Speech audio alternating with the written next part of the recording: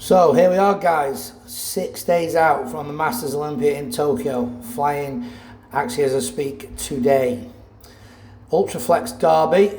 I had some IV bloods done, so I decided to train now. I was in the area. This is the hammer strength chest press incline, very good machine, quite heavy. That's 2.5 plates aside for 10, I think.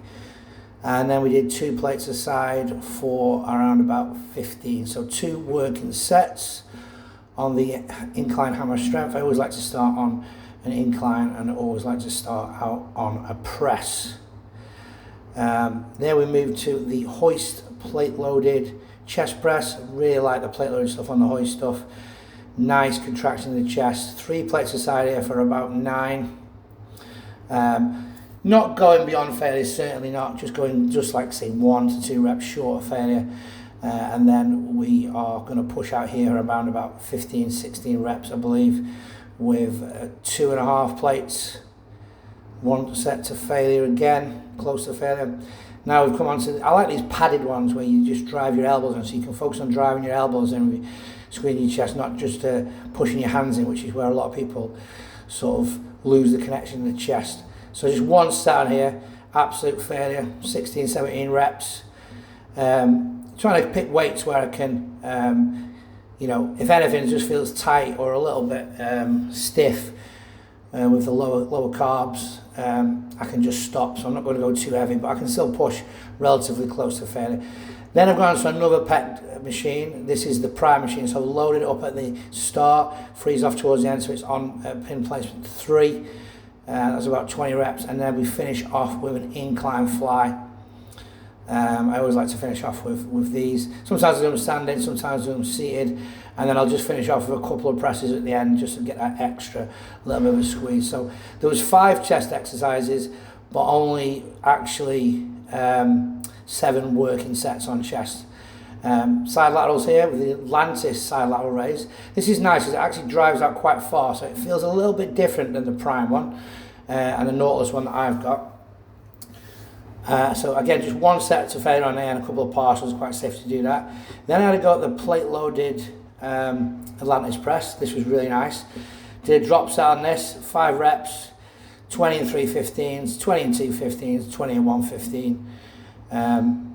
Felt comfortable on that front pressing. I never really feel like I'm going to be at risk, whereas on the pec I do feel like I need to be careful at this point, but with the shoulder pressing I feel like I can still push quite close to failure and with reasonably heavy weights. That was good. And then again went to the prime one. So because with the prime machines you can load the weight where you want it on the strength curve. Again, I did 1 set on here on number 5, which is mid to end range, where it loosens off, and then 1 set on number 5 where it's all hard at the beginning and then it backs off towards the end where you're weaker anyway. So the Atlantis one's obviously an even profile, and then I did 2 sets on this one where I could vary the profile to keep my reps up where I want them to be. Now this is a new one I haven't seen before. This is a Jim Lecco shoulder press. Now you can face the other way forwards, and I think that's what you're actually meant to do, but because I've already done a front press, I decided to face a reverse here and almost like push behind the head, but you're not getting the same problem with the rotator cuff because you're starting in line with yourself and then pushing behind, so it's quite a natural movement. I just did 1 set on there with an intensifier, so I just did a bit of a drop set. So again, the sets are quite hard. I've done quite a varied number of exercises. I've done quite a lot of exercises, but I just like to do a variation of movements to get different benefits. This is a really good machine. I like this one. Overhead tricep extension.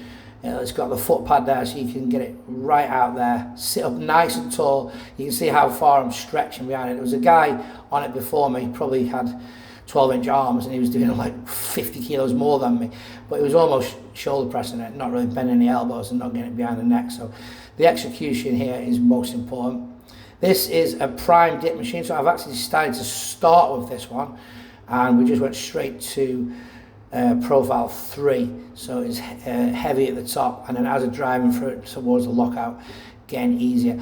I probably could have selected a slightly heavier weight. I think I got 19 or 20 reps on there, but really getting to failure or getting close to failure is the main point, not the weight, especially 5 days out.